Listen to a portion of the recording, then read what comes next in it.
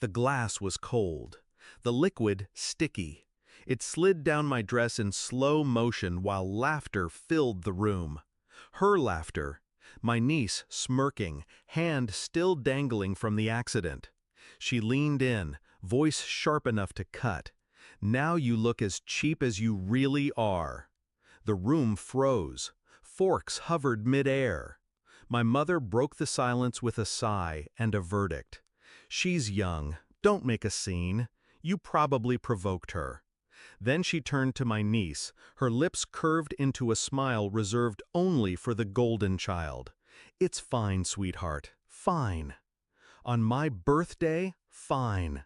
As the stain spread across the one thing I had allowed myself to wear, the one thing I bought without guilt.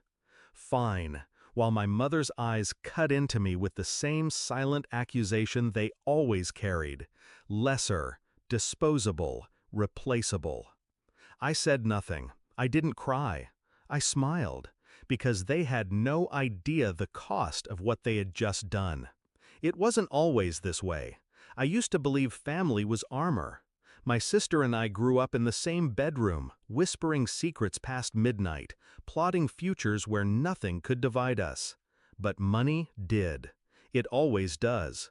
She married rich. I built my life brick by brick. And when cracks showed in her perfect marriage, she leaned on me. I co-signed cards. I fronted bills. I became the safety net she never admitted to needing. Her daughter grew up watching that imbalance, watching her mother lean and me carry.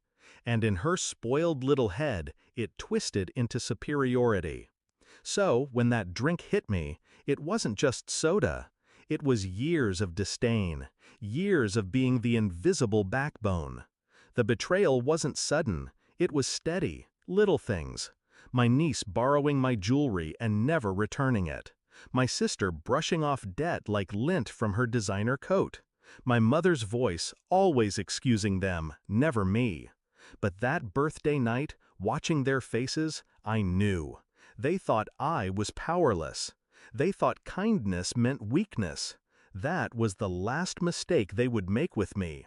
I waited until the house was silent, the laughter gone, the wine glasses abandoned, and I sat at my desk, calm as stone.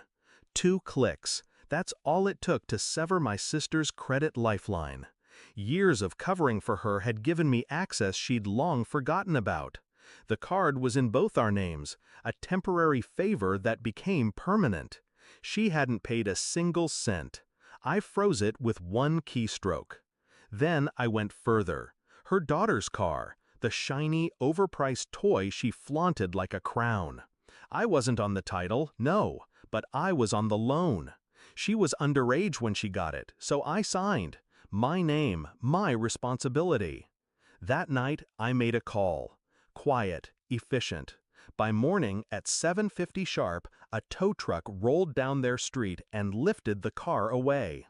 I wasn't there when my niece stumbled outside, coffee in hand, to find nothing but tire marks where her precious car had been. But I heard the screaming later, through the phone, through the chaos. My mother's voice trembling now, not calm. "What did you do?" I stayed measured. "What you taught me." Nothing. The downfall was quick. Without the credit card, my sister's fragile image cracked. Bills bounced. Her husband, the man who once adored her shopping sprees, saw the mess she had buried under glossy lies. Without the car, her daughter was grounded. No more parties, no more sneering selfies in leather seats. Suddenly, she was ordinary, and ordinary burned her worse than any drink she could throw at me. The confrontation came days later, my sister pounding at my door, eyes wild. "You ruined us!" I didn't flinch. I stopped saving you. My mother tried too, calling, pleading, demanding. But her words held no weight anymore. She had made her choice when she told me to let it go. So I did. I let go of all of them. The most satisfying part wasn't the silence that followed. It was watching them scramble, finally feeling the floor they thought was solid collapse beneath them. And me? For the first time, I stood still, unburdened, untouched. They thought betrayal was a game only they could play. They forgot I always paid the bills, and I knew exactly where to cut the wires. Now when I think back to that moment, the drink, the laugh, the sting of my mother's dismissal, I don't feel anger, I feel clarity. Because the truth is simple, respect isn't asked for, it's taken. And on that birthday, I didn't lose anything. I just collected what was always mine.